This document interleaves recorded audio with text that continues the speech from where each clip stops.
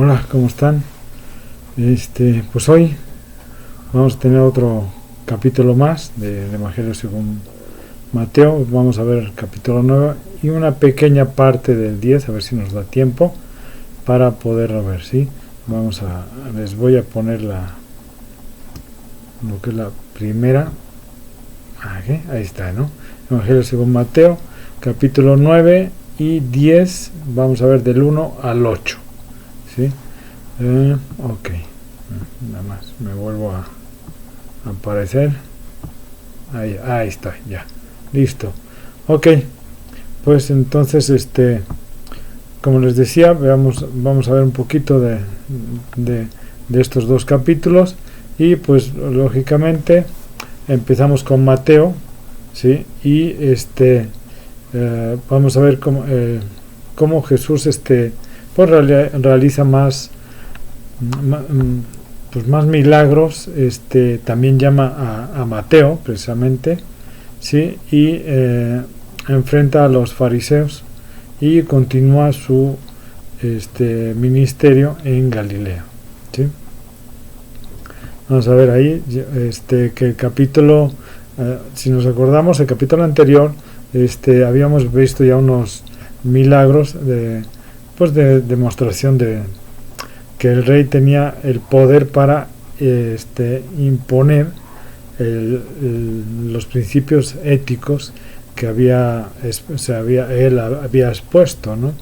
Este capítulo continúa pues también con la idea de esos milagros, de todo lo que él puede hacer, quién lo envía, o sea, haciendo mención de que el reino se ha acercado, el reino de Dios se ha acercado, ¿sí? Y le vemos realizar milagros de sanidad física, uno de ellos clásico como sobrenatural, ¿no? Que es la resurrección precisamente de un muerto, ¿no? Una niña, ¿no? Y un milagro espiritual de expulsar demonios. Vamos a ver que otro demonio más, ¿no? Otra persona que estaba endemoniada. Pero bueno, veamos el Jesús pues regresa a Capernaum. Y pues ya ven que estaba en la parte de los Gadarenos, ¿no? Y ahí ahora sí que lo echaron de ese lugar y regresa él a Capernaum. En el Evangelio de Marcos, en el Evangelio de Marcos, ahí nos dan más detalles sobre este incidente, ¿no? De lo que había pasado. Marcos nos contó que este hombre fue bajado a través de las tejas. Perdón, ya me estoy adelantando. Ok, una vez que se va que lo es expulsado de los Gadarenos, bueno, de ahí se va a Capernaum, ¿sí? Y ahí vamos a ver cómo Jesús empieza nuevamente a hacer milagros, y es el primer milagro que hace en esa región ahorita que regresa, y es el sanar a un paralítico.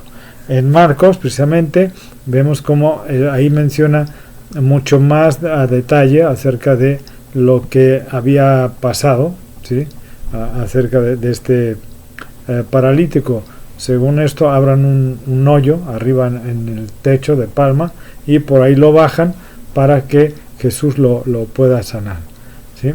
Y bueno, en ese momento entonces Jesús lo sana y le perdona los pecados, ¿no? Aquí vemos la reacción que tuvo, tanto la sanidad como el perdón de los pecados, ¿sí? Ahí vemos como los fariseos pues decían, y escribas también estaban ahí, ¿no? En ese lugar. Acuérdense que lo van siguiendo para ver en qué pueden atacarlo, en qué pueden hacer ver que está blasfemando, está equivocándose, ¿no? Y en ese momento pues le dicen, este hombre blasfema, ¿no? Entonces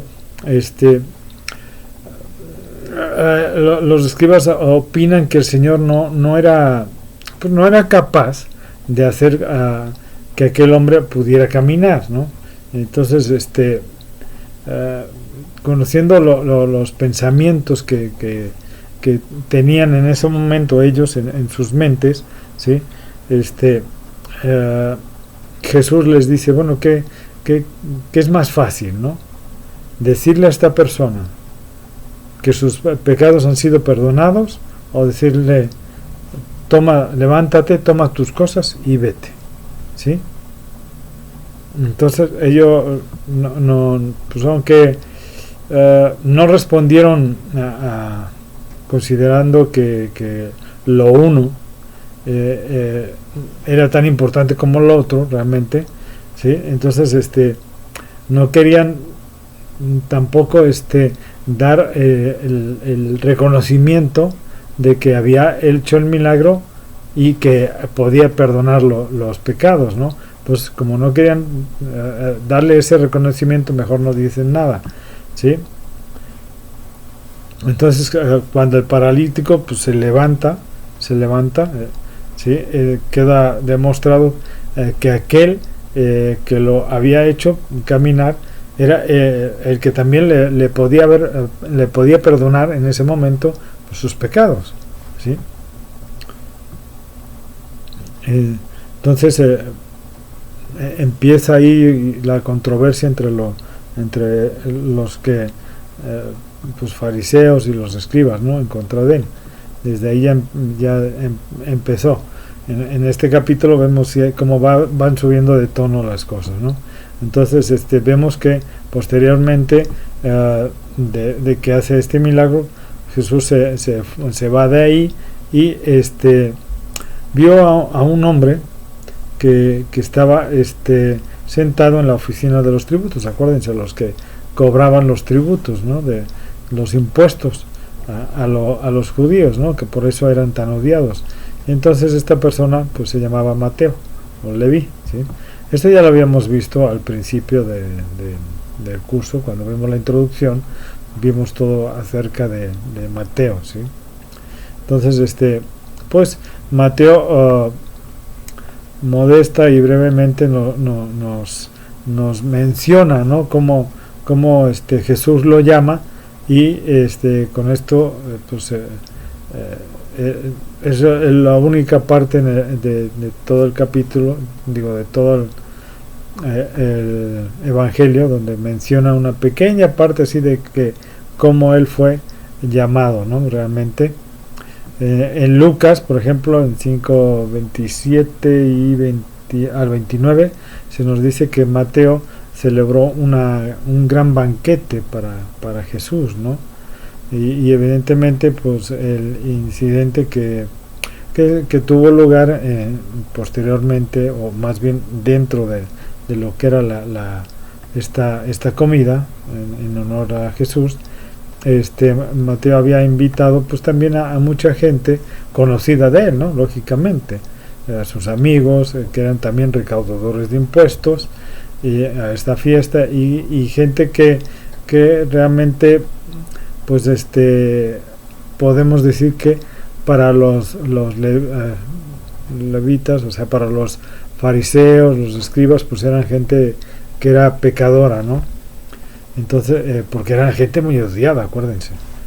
Entonces, vemos que Mateo hace invitación a otras personas, y entonces,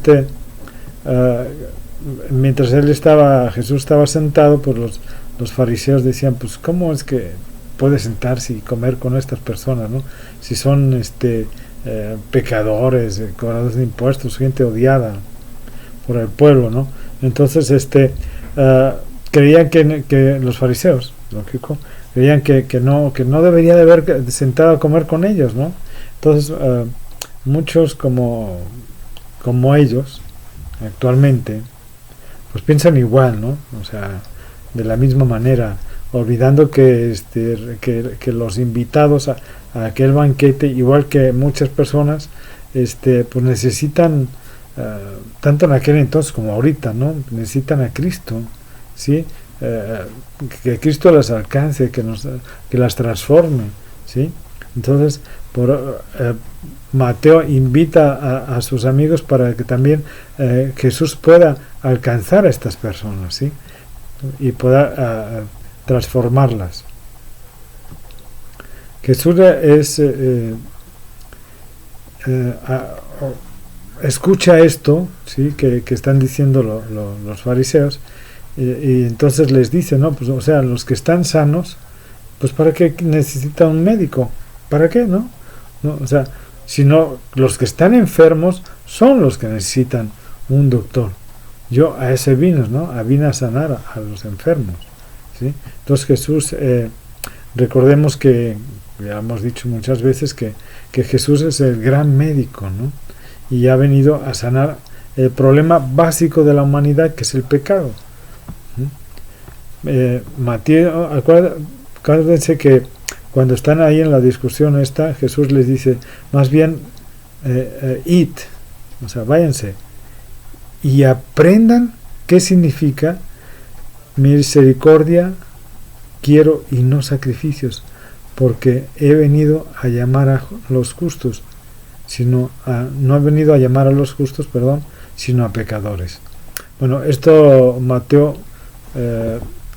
lo menciona ahí porque es sacado de Oseas 6:6, ¿sí? Antiguo Testamento, porque misericordia quiero y no sacrificios, y conocimiento de Dios más que holocaustos, ¿sí? Entonces vayan y vean, ¿no? O sea, estudien y vean qué es lo que realmente se quiere decir con esto. Eso es lo que yo he venido a hacer, ¿sí?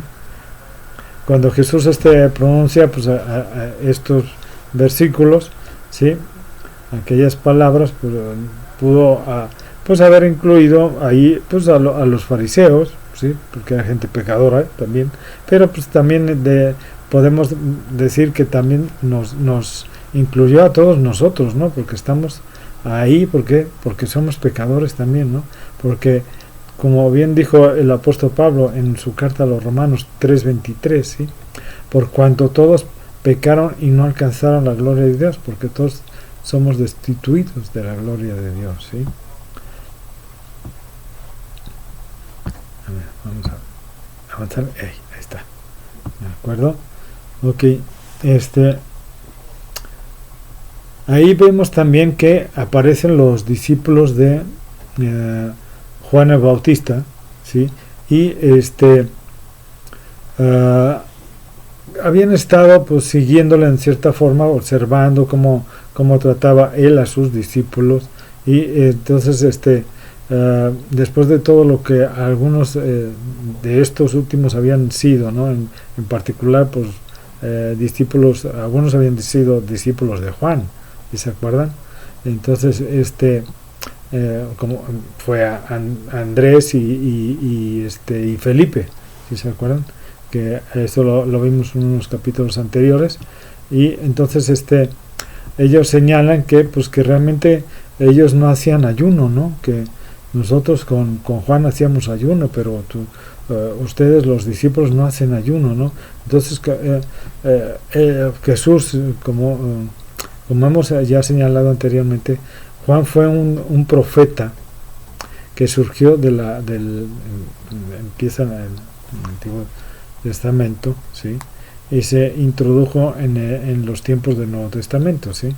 Acuérdense que ya es mencionado en el Antiguo Testamento, que va a ser el que va a ir por delante de Jesús, si se acuerdan, eso ya lo mencionamos, que lo anunció el profeta Malaquías, ya se acordaron que lo habíamos dicho. Ok, entonces el Señor iba anunciando que el Señor, el reino de Dios, ¿no? Entonces llega primero Juan, que va anunciando que Jesús va a llegar, o sea, el Mesías, ¿sí? Va delante de él. Entonces llega el Señor y empieza ya a revelar todo lo que es el reino de los cielos que ya se ha acercado, ¿no? Él revela el hecho de que estaba para comenzar un nuevo periodo de tiempo en el contexto de las relaciones entre lo que es Dios, ¿sí? Y el ser humano, ¿sí? ¿Por qué? Porque acuérdense que estaba separado, ¿no? Del hombre, y sobre todo hay esos más de 400 años de silencio, entonces donde había una separación muy marcada con su pueblo, con el pueblo de Israel. Entonces aquí viene a renovar todo este aspecto de la relación que existe entre el hombre y Dios, ¿sí? Con respecto al ayuno, ¿sí? Tiene en la actualidad un valor muy muy diferente para los creyentes, aunque realmente no existe un mandamiento, ¿sí? Respecto al ayuno, ¿sí? La idea detrás de la práctica pues implica una actitud de postrarnos, o sea, rendirnos ante Dios, expresando nuestra necesidad de su misericordia y su ayuda, ¿de acuerdo? Y nuestro Señor les explica, ¿sí? Que en el antiguo pacto dispensación o el periodo de la ley ya estaba llegando a su fin, ¿sí? Y que Él no había venido para proyectarlo o continuarlo en esta nueva época, ¿sí? En realidad había venido para proveer una vestidura nueva, ¿sí? Que consistía en un manto, digámoslo así, de justicia que Él daría a todos los que confiesan que le creen o que le aman, que le siguen, ¿sí? Que le creen a Él, ¿sí? Que le siguen a Él. Hace la mención de la parábola de los vestidos viejos y los odres viejos, ¿sí? Los nuevos y los viejos, o sea, que el vestido viejo no le puedes poner un remiendo nuevo de tela nueva, porque si no la nueva jala a la vieja y se rompe más, ¿no? O los odres echas viejos, echas vino nuevo, y el vino al fermentar y el odre viejo, como ya está estirado, termina por romperse, ¿no? Entonces hay que poner odres nuevos con vino nuevo. Entonces, bueno, los odres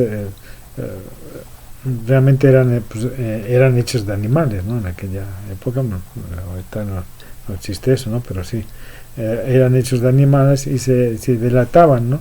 ¿Sí? Entonces a la hora que le ponías el vino se dilataban con el vino, pero si ya era viejo pues ya no daba esa dilatación que necesitaba y por eso se rompía, ¿sí?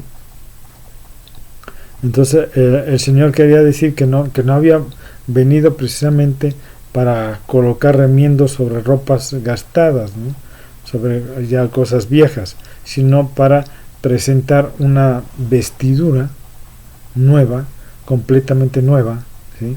Esta fue una afirmación radical que el Evangelio de Juan, por ejemplo, resumió en su libro en el capítulo 1, 17. Aquí está. Porque la ley fue dada por medio de Moisés. La gracia y la verdad fueron hechas realidad por medio de Jesucristo. Así es que ahí está. Sí, entonces ahí vemos que termina la ley y comienza la gracia, ¿sí? Bueno, vamos a seguirle porque ya no estamos tardando un poquito, si no nos va a dar tiempo. Jesús sanó a una mujer y resucita a una niña, ¿de acuerdo? Entonces aquí tenemos un milagro que unidos, son dos milagros unidos en un solo relato, ¿no? Ambos milagros son de sanidad y dieron lugar a una escena bastante dramática ahí, ¿sí? Lucas, por ejemplo, lo menciona un poco más a detalle en el capítulo 8, versículo 41 y 42, y nos cuenta que él se dirige a ver a la hija de un judío. En ese momento llega un judío, sí, que es Jairo, llega ahí y le dice que su hija se encuentra muy mal, que está enferma de muerte, que si él puede ir y sanarla, ¿no? Entonces cuando va en ese camino para ir a ver a la hija de Jairo, hay una mujer, ¿sí? Recuerden una cosa, la hija de Jairo tiene 12 años, entonces está muy grave, entonces hay una mujer que cuando él va caminando, ¿sí? Hace la mención de que esta mujer toca el manto de Jesús, ¿no? Alcanza a tocar el manto de Jesús, creyendo ella que si tocaba ese manto, ella iba a ser sana. Entonces en ese momento que lo toca, ella inmediatamente es sana, pero él se detiene y se voltea, ¿no? Entonces en Lucas ahí hace mención de que dice, ¿quién me ha tocado?, ¿no? Entonces los discípulos le dicen, bueno, pues es que hay mucha gente, no, poder ha salido de mí, ¿sí? Entonces muchos teólogos dicen que realmente él hace la mención, ¿sí? Y le dice, tu fe te ha sanado, ¿sí? Para que no crean que o sea, que no fue sanada por el hecho de tocar el manto, sino por la fe que ella tenía en Cristo, ¿sí? Y que la fuente de sanación era él, no su manto, ¿sí? Por eso dice que salió poder de él. Si no hubiera dicho salió poder de mi manto, no salió poder de él, ¿sí? Y con eso es que ella es sanada. Pero él hace esa mención de que tu fe te ha sanado para que no crean que la tela, el manto fue lo que lo sanó, ¿sí? A esa mujer. Entonces él sigue posteriormente, pues sigue avanzando y hay el hecho, ¿no?, de que la niña tenía 12 años y la mujer tenía también 12 años de tener su menstruación continua, ¿no?, sangrado continuo. Entonces 12 años, ¿no?, o sea, 12 años que la mujer tenía de oscuridad y en ese momento va a la luz, y 12 años de esa niña, ¿no?, de luz, de plenitud, que se apagan, ¿no? Entonces llega él a la casa de Jairo, ¿sí? Y entonces vemos que cuando llega ya están todos ahí llorando, ya están ahí haciendo un alboroto porque la niña ya había fallecido, ¿no?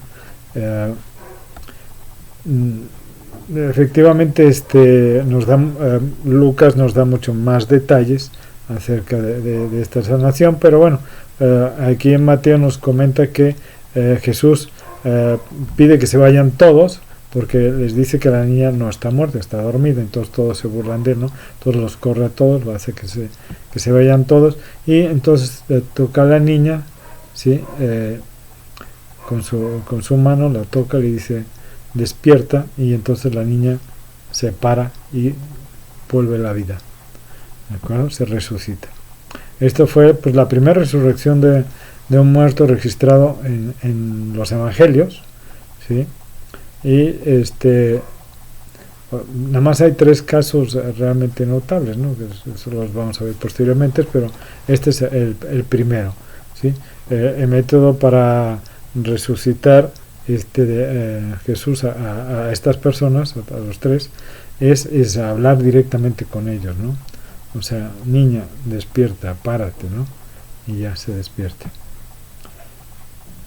Ok, vamos ahora al siguiente milagro que hace, que es Jesús abrió los ojos de 2 ciegos, ¿sí? Aquí los ciegos se dirigían a Jesús gritándole, ¿no? Hijo de David, ¿sí? La cual es significativo en el Evangelio, que le presenta como rey, ¿de acuerdo? Esto es, acuérdense, de la descendencia de David, ¿sí? Para que pudiera ser el rey, el Mesías. Este es otro caso notable en que el Señor pidió que no se difundiera, ¿sí? O sea, una vez que los sana les dice que no digan nada, pero pues ya saben cómo son, ¿no? Entonces empezaron a decirlo por todos lados, ¿no? ¿Se acuerdan que el leproso también le había dicho, ¿no?, que no dijera nada, y fue lo primero que hizo, fue empezar a divulgar que lo había sanado, ¿sí?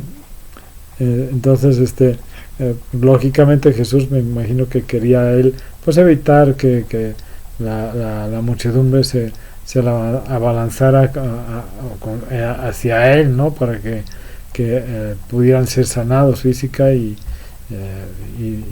emocionalmente y todo, ¿no? Pero bueno, esto lo hace para que la gente pues controle un poco más a las personas. En este caso vemos que los que recobraron la vista no pudieron pues contener la alegría y divulgan las noticias a todo el mundo, ¿no? Entonces llegan a él y los sanos quieren que los sane, sí, queremos ser sanos, ¿no? Pero ya, ok, sus fe los ha sanado, ¿no? Sí, entonces déjenme adelante un poquito, aquí estamos, ¿sí? Entonces vemos como Jesús antepone más que nada el decir que si necesitas tener fe, ¿sí?, en él para poder tener esa recompensa. Eso es lo que les dice, ¿no? Recordemos que, bueno, ahorita vamos a ver cómo sana a un mudo endemoniado. Este ya sería el tercero, ¿no? El tercer endemoniado. Acuérdense que en el 8 y en el 9 se mencionan 3, o sea, los gadarenos, que eran 2, y ahorita en que es el tercero. Los fariseos no negaban que él había hecho hablar a ese mudo, ¿sí? Porque aparte de endemoniado era mudo, ¿sí? Entonces saca al demonio que tenía dentro y hace que empiece a hablar, ¿no? ¿Sí? Deje de ser mudo. Entonces los fariseos no negaban que él había podido sacar ¿cómo se llama?, al demonio, y que podía haber hecho que él hablara, ¿sí? Sino que decían que pues que lo había hecho con el poder de Satanás. Es ilógico, pero bueno, ¿sí? Entonces vemos un poquito más adelante que pues que él seguía pues recorriendo todas las ciudades, las aldeas, enseñaba por todos lados, ¿no? En las sinagogas sobre todo, que el evangelio del reino, ¿sí? El evangelio del reino no es el evangelio de la gracia de Dios.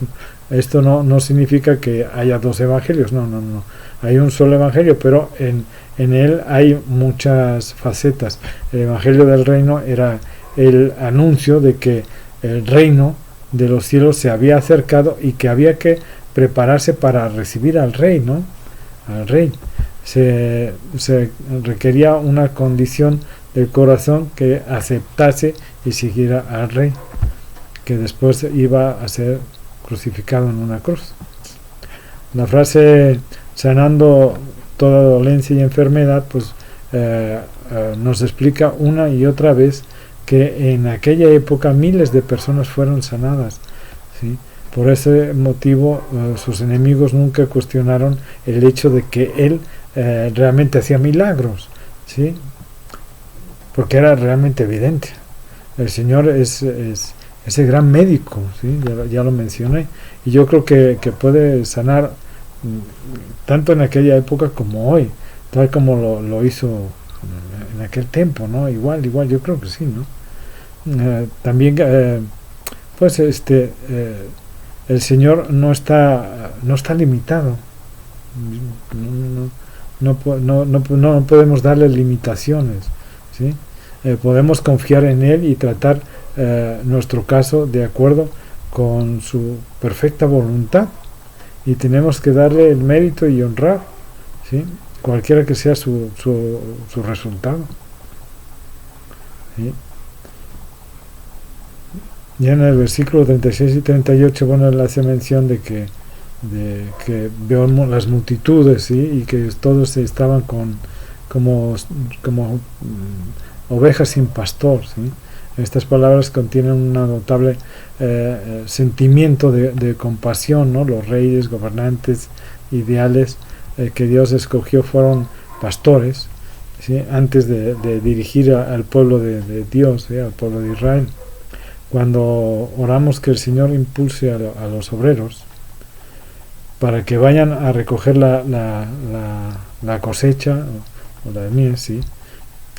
Oremos que el que dé el corazón, que dé el corazón de un pastor a esas personas, ¿sí? Para poderlas llevar, y orar para que el Señor le dé a uno mismo el corazón lleno de compasión para los que se pierden, ¿no? Que podamos hablarles a esas personas acerca de Cristo y acercarlas a Cristo. Habiendo dicho estos versículos a los apóstoles o los discípulos en aquella época, los envía, ¿no?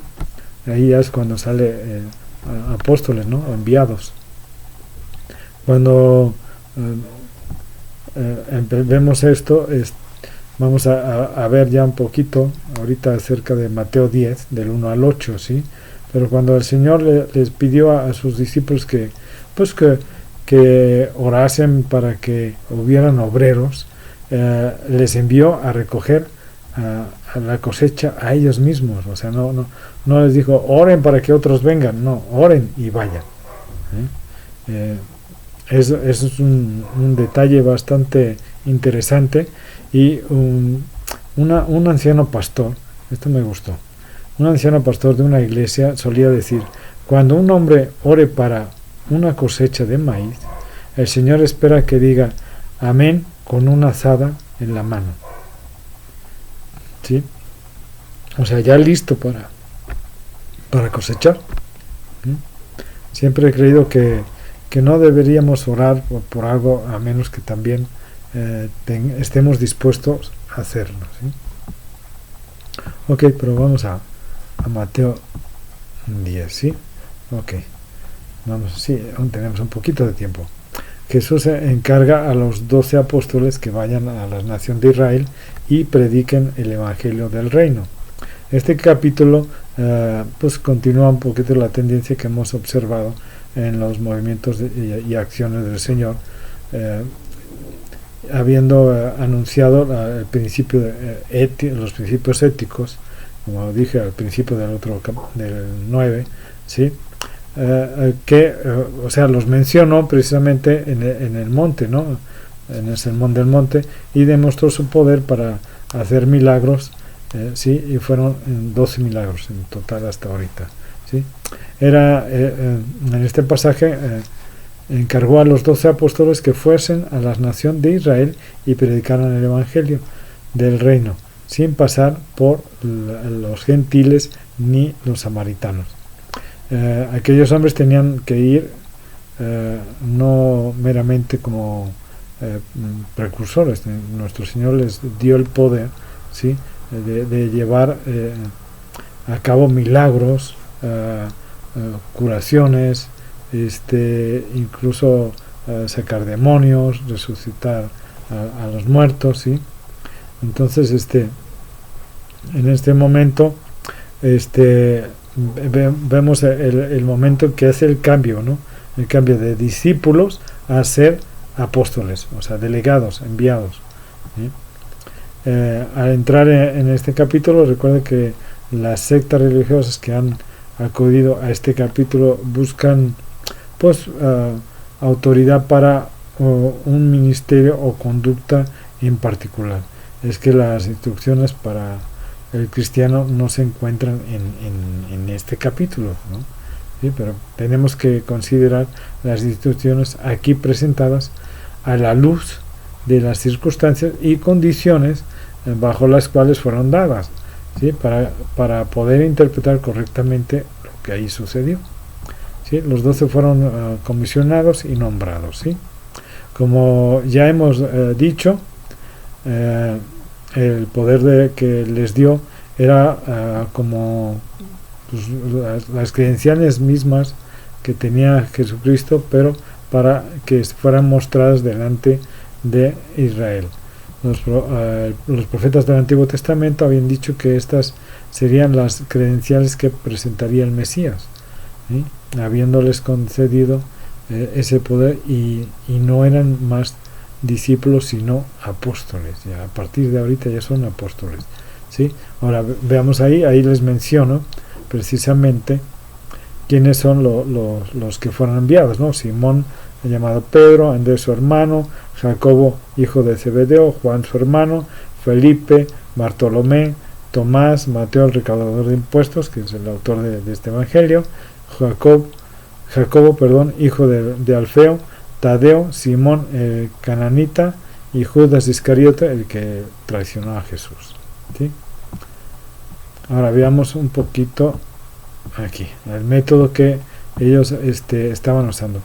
Si fuera a utilizar si se fuera a utilizar precisamente las instrucciones que para un ministerio o actividades de con este capítulo, os tendríamos que limitar a la nación de Israel, ya que como dice ahí el texto, ¿sí? Este ministerio era para su ejercicio entre ovejas perdidas de la casa de Israel. Les dice que no vayan a los gentiles, que no vayan a los samaritanos, que solo vayan a las ciudades y aldeas de Israel. Evidentemente estos versículos no presentan la comisión o encargo que como iglesia, ¿no? que nosotros hemos recibido, que eso es hasta el final del evangelio, ¿sí? Observemos el contraste con nuestra comisión en el libro de Hechos 1:8. Ahí sí se acuerdan que dice que y me seréis testigo en Jerusalén, en toda Judea, Samaria, allí hasta el fin de la tierra, ¿sí? Es muy diferente una cosa de otra. Observamos que nosotros no nos pidió incluir a Samaria y a los confines de la tierra, ¿sí?